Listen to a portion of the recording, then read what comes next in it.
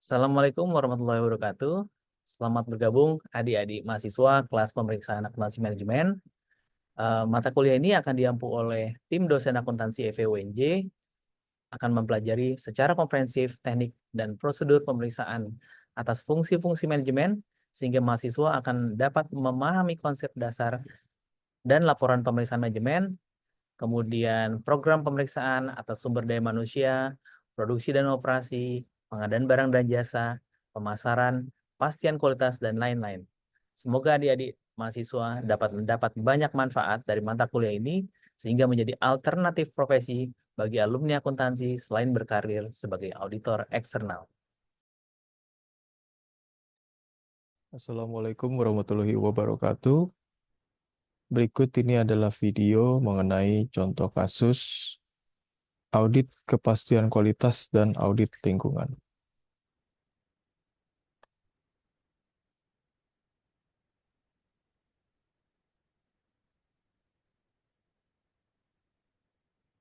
Oke, jadi dikatakan ada sebuah PT ABC kita sebut saja merupakan sebuah pabrik tekstil yang memproduksi kain katun organik. Di mana latar belakangnya diketahui adalah PT tersebut memiliki komitmen kuat terhadap kualitas produk dan keberlanjutan lingkungan. Perusahaan ini juga telah mengimplementasikan SMM atau Sistem Manajemen Mutu ISO 9001 dan Sistem Manajemen Lingkungan SML ISO 14001 ya. Jadi untuk memastikan efektivitas kedua sistem tersebut berjalan, perusahaan melakukan audit internal secara berkala. Yang pertama kita masuk ke dalam audit kepastian kualitas.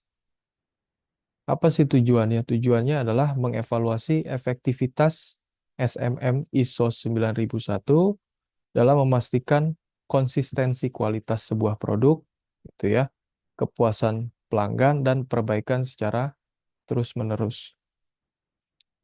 Di mana ruang lingkup audit adalah seluruh proses produksi.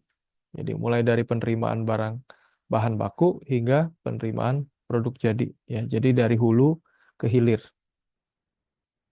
Di mana ada 4 temuan audit yang sering ditemukan oleh auditor. Yang pertama adanya beberapa proses produksi belum terdokumentasi dengan baik. Ya. Kedua, adanya ketidaksesuaian antara prosedur kerja yang terdokumentasi dengan praktek yang sebenarnya di lapangan. Jadi, proses produksi ini belum terdata secara baik, gitu ya. Otomatis apabila proses produksi ini belum terdata secara baik, gitu ya, apa yang didokumentasikan terkadang tidak sesuai dengan apa yang terjadi di lapangan, gitu ya.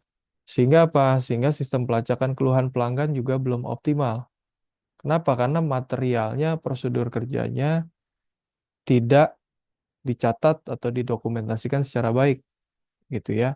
Yang keempat juga beberapa peralatan produksi perlu dikalibrasi ulang. Ya, jadi sebuah perusahaan produksi ya biasanya dia jangka waktu berapa bulan sekali atau berapa tahun sekali perlunya melakukan kalibrasi ulang. Jadi apa tujuannya? Untuk menyesuaikan kembali ke setelan awal, begitu ya, sehingga produk yang dihasilkan dapat tepat sasaran. Di mana kesimpulannya bisa kita lihat SMM ISO 9001 telah berjalan dengan baik secara umum, namun masih terdapat beberapa area yang perlu ditingkatkan. Yang kedua, perusahaan perlu memperkuat dokumentasi prosedur. Nah, ini yang paling krusial, meningkatkan kesadaran karyawan akan pentingnya mengikuti prosedur. Ya, banyak dari kita, ya banyak dari karyawan begitu ya, yang sulit gitu ya dalam mengikuti prosedur, begitu ya. Serta memperbaiki sistem pelacakan keluhan pelanggan, begitu ya. Sebagai contoh sederhana ketika kita membeli sebuah barang, begitu ya, biasanya ada buku manual. Seberapa banyak dari kita yang membaca buku manual terlebih dahulu dibanding mencoba barangnya terlebih dahulu. Nah, itulah kaitannya dengan kesadaran akan pentingnya mengikuti prosedur. Yang kedua, kita masuk ke dalam audit lingkungan. Tujuan audit adalah mengevaluasi efektivitas SML ISO 14001 dalam mengelola dampak lingkungan dari kegiatan operasional sebuah perusahaan. Ruang lingkupnya apa? Ruang lingkupnya adalah seluruh aspek lingkungan yang terpengaruh oleh kegiatan perusahaan, termasuk penggunaan energi, pengelolaan limbah, dan emisi udara. Jadi, segala aspek lingkungan yang dipengaruhi, yang terpengaruh begitu ya, oleh kegiatan perusahaan, nah itu merupakan ruang lingkup audit lingkungan. Biasanya ada 3 temuan audit lingkungan yang sering muncul. Yang pertama adalah pengelolaan limbah B3 belum sepenuhnya sesuai dengan peraturan yang berlaku. Gitu ya. Jadi limbah-limbah ini juga ada peraturan ya. Peraturan pengelolaan limbah ya. Jadi harus sesuai begitu ya. Yang kedua, penggunaan energi masih tinggi terutama dalam proses pencelupan. Yang ketiga, belum adanya program pengelolaan air hujan secara terpadu begitu ya. Nah, jadi dampak-dampak ini apabila tidak ditanggulangi dengan baik, dikelola dengan baik, pasti nantinya akan merusak lingkungan. Di mana terdapat 2 kesimpulan. Yang pertama adalah SML ISO 14001 telah membantu perusahaan dalam mengelola dampak lingkungan. Namun, masih terdapat beberapa area yang perlu ditingkatkan. Ya, perusahaan perlu meningkatkan pengelolaan limbah B3, melakukan efisiensi energi, dan mengembangkan program pengelolaan air hujan. Apa yang auditor dapat berikan bagi perusahaan? Terdapat 6 rekomendasi yang kita dapat berikan. Yang pertama adalah penguatan sistem dokumentasi. Jadi semua prosedur kerja harus didokumentasikan dengan jelas dan mudah, begitu ya. Jadi paling sering ini masalahnya soal data, begitu ya. Kenapa soal data? Karena dokumentasinya ini kadang tidak sesuai, kadang tidak tepat sasaran.